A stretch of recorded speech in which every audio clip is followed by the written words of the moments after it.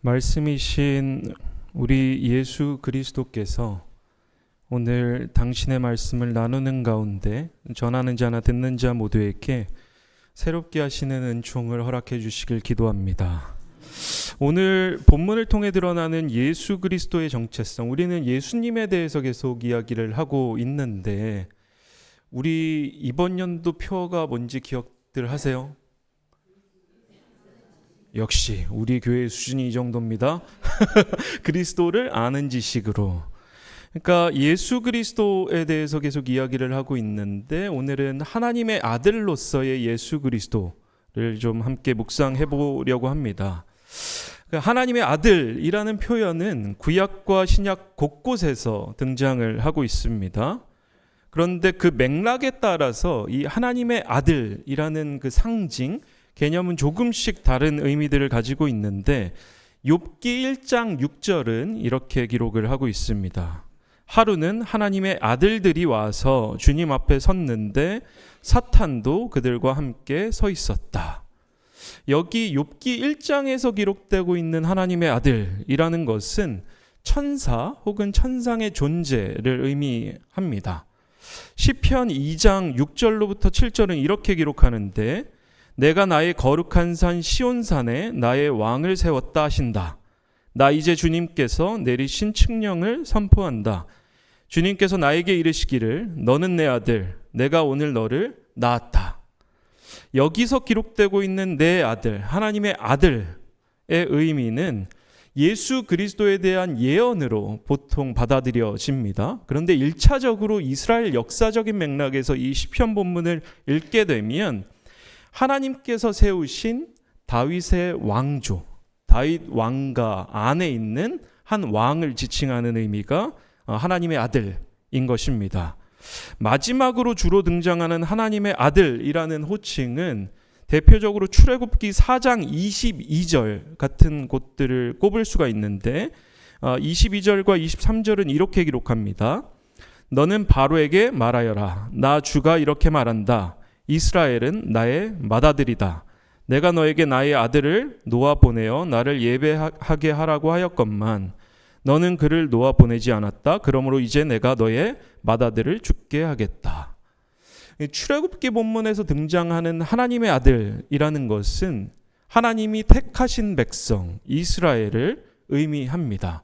그래서 우리가 조금 전에 이야기했듯이 욥기와 시편과 출애굽기에 대표적으로 나와 있는 하나님의 아들 혹은 하나님의 아들들이라는 개념은 구약에서 어떤 의미들로 사용되었죠? 지금 세 가지 이야기했는데 괜찮습니다. 듣고 잊어버리는 게 우리의 어떻게 보면 가장 기본적인 기제입니다. 왜 그렇죠? 너무 많은 정보들을 다 기억하고 있으면 우리 뇌가 버티지 못하기 때문에 세 가지는 뭐였는가 하면 천사 혹은 천상의 존재들 첫 번째, 두 번째는 왕들, 하나님이 세우신 다윗 왕조의 왕, 세 번째는 그렇죠. 기억하고 계시는 분들이 간혹 있네요. 그렇죠? 택하신 백성, 이스라엘 백성을 의미하는 겁니다. 그러니까 구약 성경을 잘 읽어보면 이 세 가지 범주 안에서 하나님의 아들이라는 상징이 사용되고 있는 걸 우리는 볼 수가 있습니다. 근데 완벽하게 딱 들어맞지는 않지만 예수 그리스도에게 이 세 가지 의미들이 붙여지고 있는 거예요. 우리가 읽었었던 그 요한복음 본문을 잘 보면 왜 그럴까? 예수 그리스도께서는 다윗의 자손이라고 불렸었죠.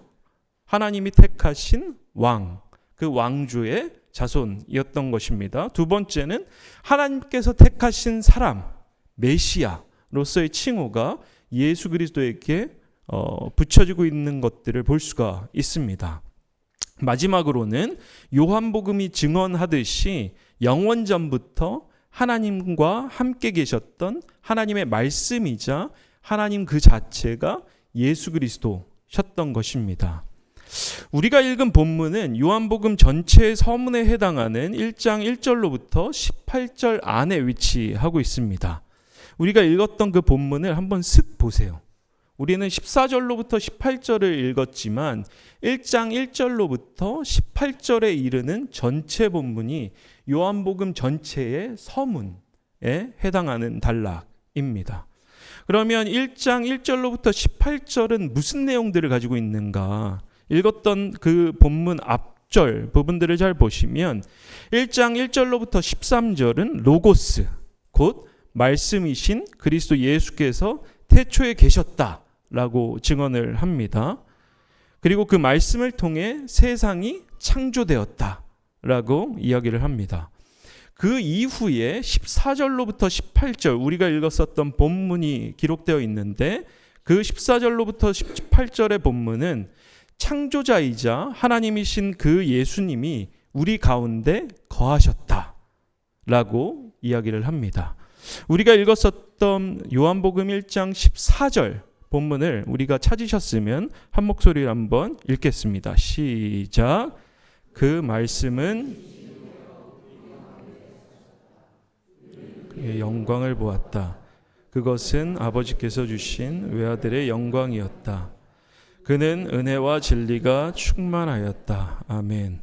여기서 우리 가운데 사셨다라고 번역되고 있는 그 구절의 원문은 에스케테노센 엔 헤민이라는 원문입니다. 직역하면 우리 가운데 장막을 치셨다라는 의미인 거예요.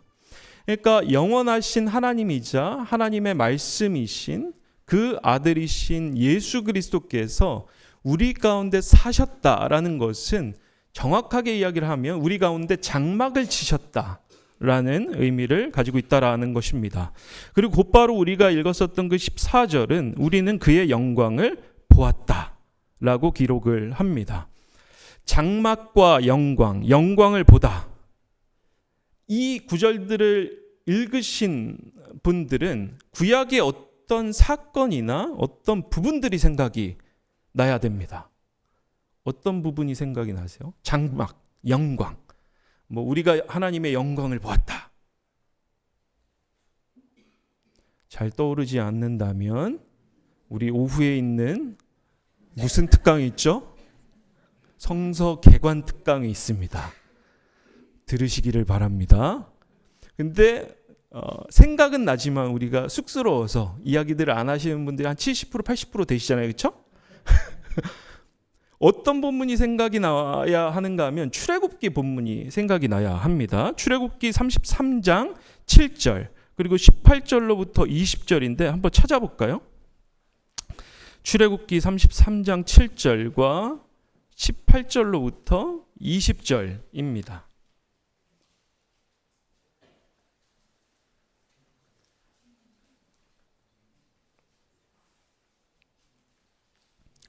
출애굽기 33장 7절과 18절로부터 20절입니다.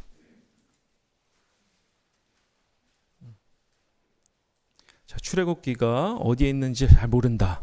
뭘 들으셔야 된다고요? 성서 개관 특강.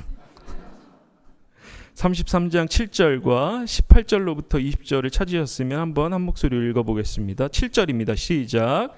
이스라엘 백성이 진을 칠 때마다 장막을 거두어 가지고 진 바깥으로 나가 진에서 멀리 떨어진 곳에 그것을 치곤 하였다. 모세는 그 장막을 주님과 만나는 곳이라고 하여 회막이라고 하였다. 주님을 찾을 일이 생기면 누구든지 진 밖에 있는 이 회막으로 갔다. 18절로부터 20절입니다. 시작. 그때에 모세가 저에게 주님의 영광을 보여주십시오 하고 간청하였다. 주님께서 대답하셨다. 내가 나의 모든 영광을 내 앞으로 지나가게 하고 나의 거룩한 이름을 선포할 것이다. 나는 주다. 은혜를 베풀고 싶은 사람에게 은혜를 베풀고 불쌍히 여기고 싶은 사람을 불쌍히 여긴다. 주님께서 다시 말씀하셨다. 그러나 내가 너에게 나의 얼굴은 보이지 않겠다. 나를 본 사람은 아무도 아멘. 요한은 우리가 이 본문을 읽을 때 이스라엘의 장막과 모세를 떠올리도록 일부러 이 장막과 영광이라는 상징과 개념들을 사용하고 있는 겁니다. 이스라엘은 하나님의 택한 백성으로 장막 가운데 거하면서 하나님의 영광을 볼 수 있었습니다. 그런데 잘 생각을 해보시면 이스라엘의 그 장막의 구조 안에는 지성소와 성소를 구분하는 휘장이 있었던 거예요. 저도 이제 나이가 들어가다 보니까 머리는 빨라지는데 이제 이 발성 구조가 따라오지 못하는 거죠. 휘장이 있었던 거죠. 그래서 하나님의 영광이라는 것이 가려져 있었던 것입니다. 그렇기 때문에 예수 그리스도의 십자가 그 사건이 일어났을 때 그 휘장이 찢어지는 것들을 볼 수가 있습니다. 하나님과 우리 사이를 갈라놓았었던 그 휘장을 찢으심으로써 하나님과의 관계 가운데 친밀하게 나아갈 수 있도록 이 장치가 마련됐던 것입니다. 하나님의 사람으로 불리웠던 모세조차 하나님의 영광을 온전히 보지 못했습니다. 우리가 읽었었던 그 출애굽기 본문을 잘 기억을 해보시면 모세가 하나님의 영광을 보여달라고 하죠. 근데 하나님이 뭐라고 이야기를 합니까? 내가 지나가면 뒷모습만 보게 될 것이다. 왜? 하나님의 얼굴을 보고 살아남은 자는 아무도 없으니까. 그런데 그러한 하나님의 영광이 예수 그리스도를 통해 직접적으로 주어졌다라는 게 오늘 우리가 읽었었던 요한복음 본문의 핵심인 것입니다. 멀리 계시던 하나님이 이제 우리 삶 한복판에 오셔서 자신을 드러내셨다라고 증언하는 것이 이 요한복음 본문의 본문인 것이에요. 그래서 요한과 당시 그리스도인들은 우리는 그의 영광을 보았다라고 고백을 하고 있는 것입니다. 우리가 믿는 예수 그리스도는 단순히 여러 사람들 중에 한 사람이 아니었던 것입니다. 예수 그리스도를 봤다라는 것은 하나님의 영광을 봤다라는 걸 의미하는 것이고 하나님을 봤다라는 것이라고 요한복음 본문은 우리에게 증언하고 있는 것입니다.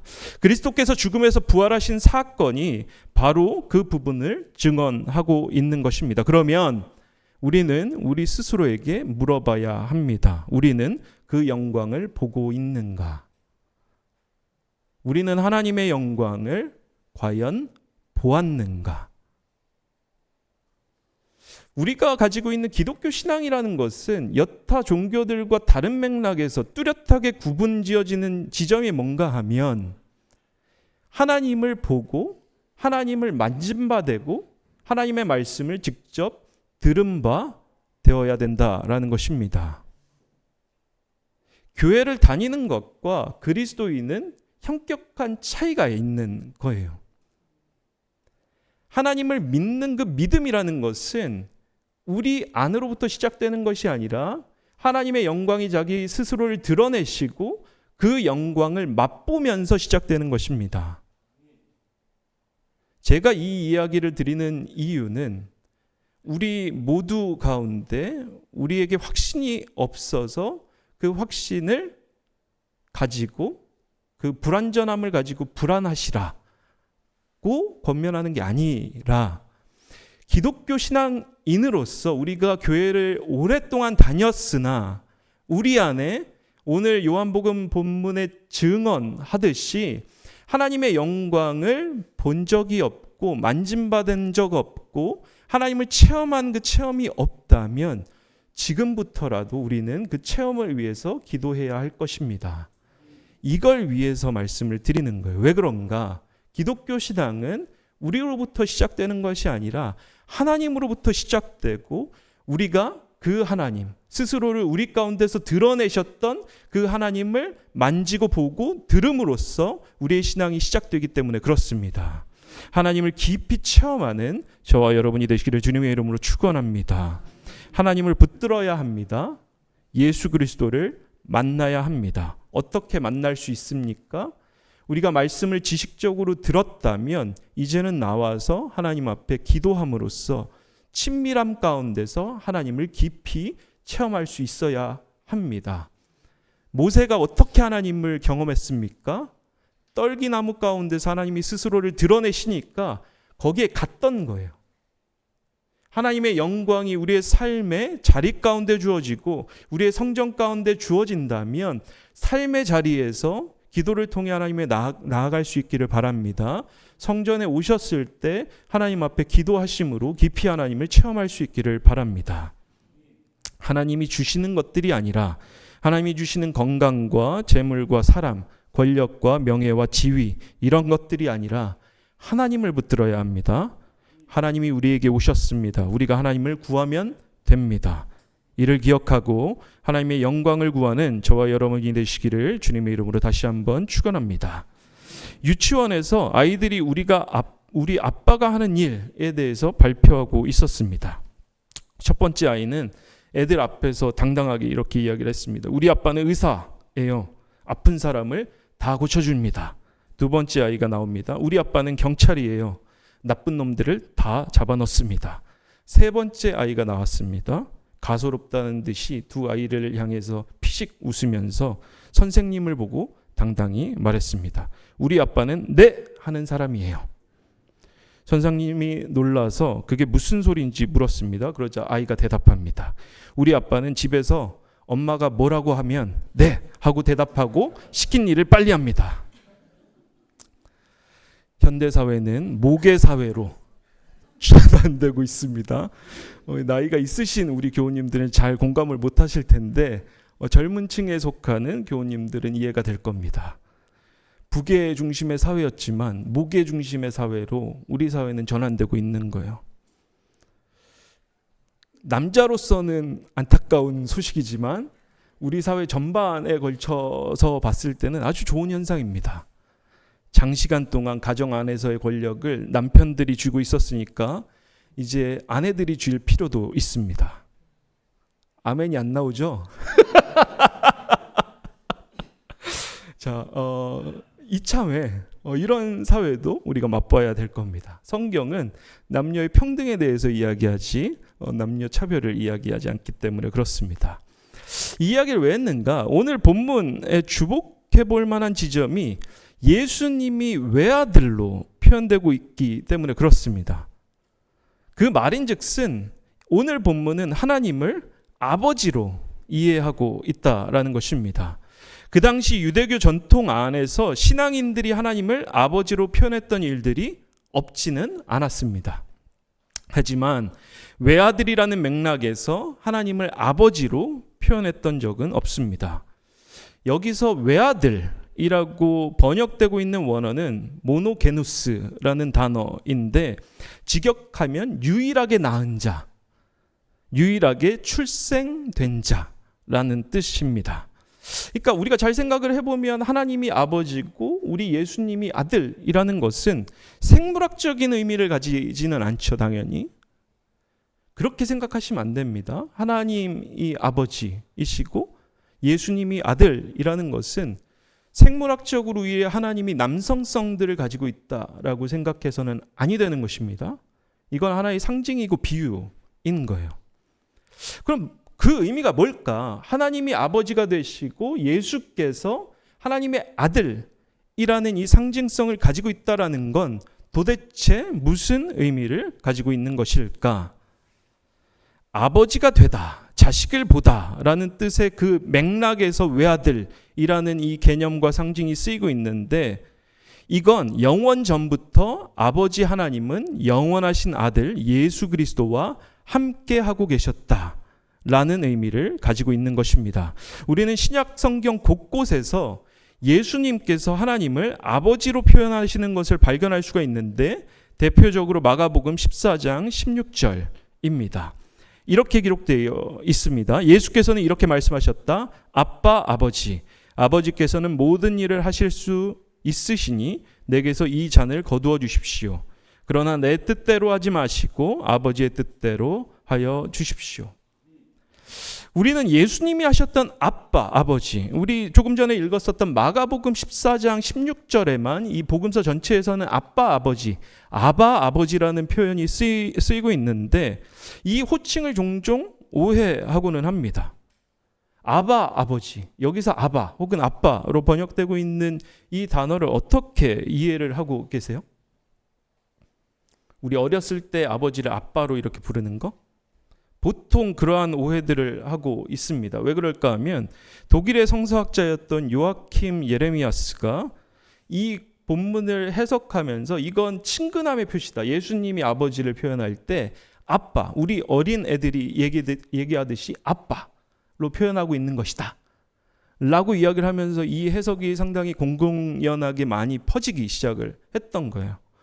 그래서 한국교회 대부분도 이렇게 이해를 하고 있습니다. 그런데 그렇지 않습니다. 그래서 우리 대학교회가 아주 좋은 겁니다. 그렇죠? 잘못된 걸 교정할 수 있잖아요. 그렇죠? 저만 그렇게 생각하는 걸로 멀뚱멀뚱하게. 신학자들이 이걸 보니까 이게 요아킴 예레미야스의 해석이 뭔가 잘못된 거예요. 왜 그런가 하면 그 당시에는 가부장제 사회였는데 이스라엘 사회 상황과 잘 안 맞는 거죠. 그리고 다른 본문에서들, 그러니까 복음서를 넘어서서 서신서들에서도 이 아바 아버지라는 표현이 쓰이고 있는데 그 문맥과 상황들을 보면 아빠라는 표현으로 이해하면 안 되는 거예요. 어디를 함께 보는가 하면 로마서 8장 15절과 갈라디아서 4장 6절을 한번 보겠습니다. 로마서 8장 15절과 갈라디아서 4장 6절입니다. 어떤 분들은 로마서 8장 15절을 찾으시고 다른 분들은 갈라디아서 4장 6절을 한번 찾아보시면 좋겠습니다.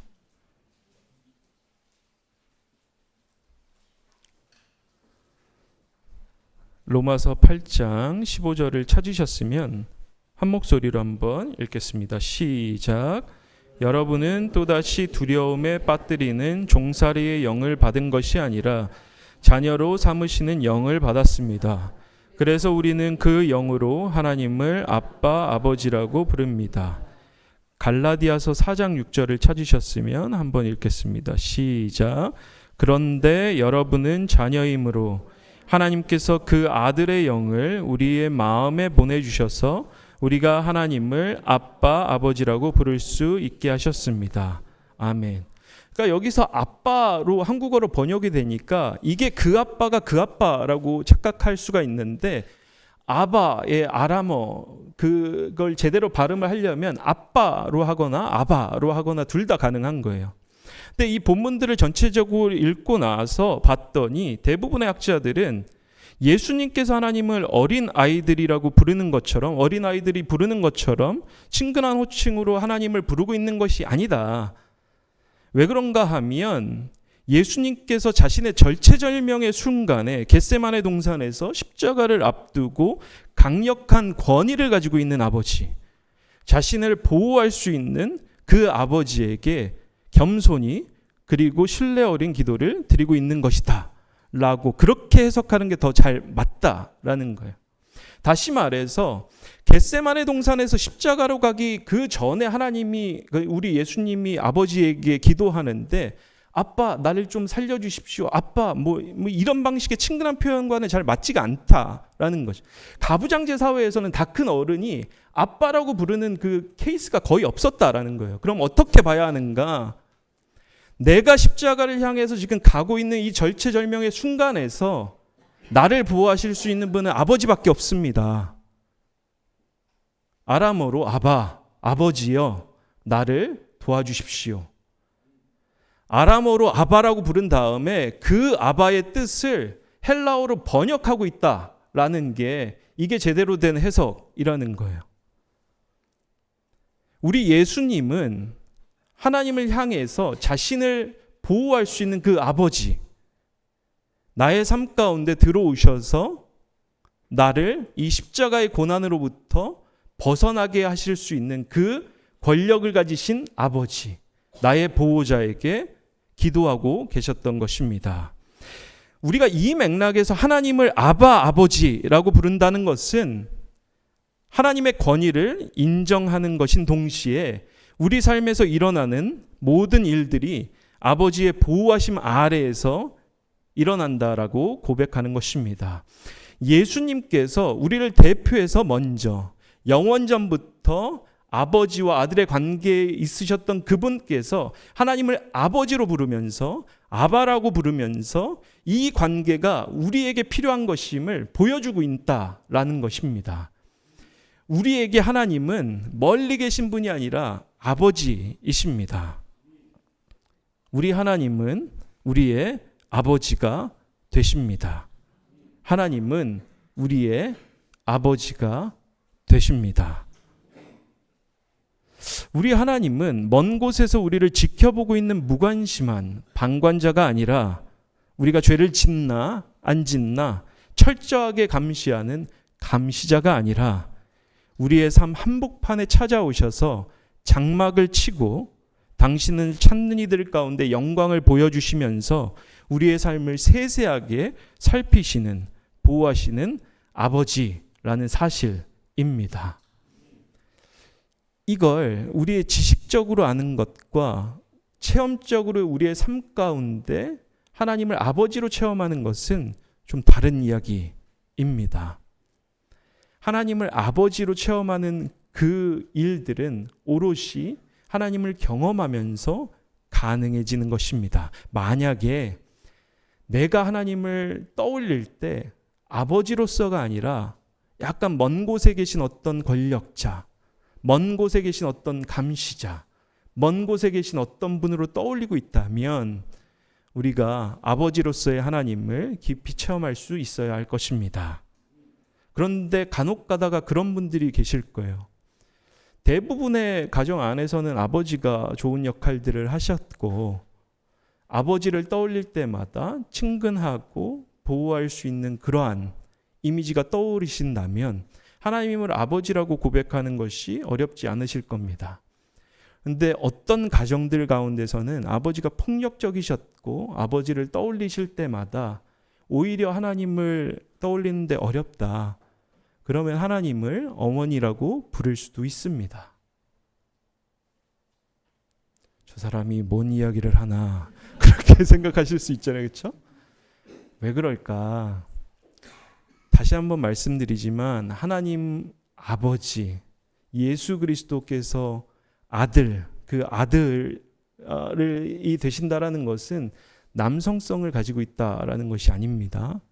예수 그리스도께서는 역사적으로 이 땅 가운데 계실 때 남성이셨죠. 그렇죠?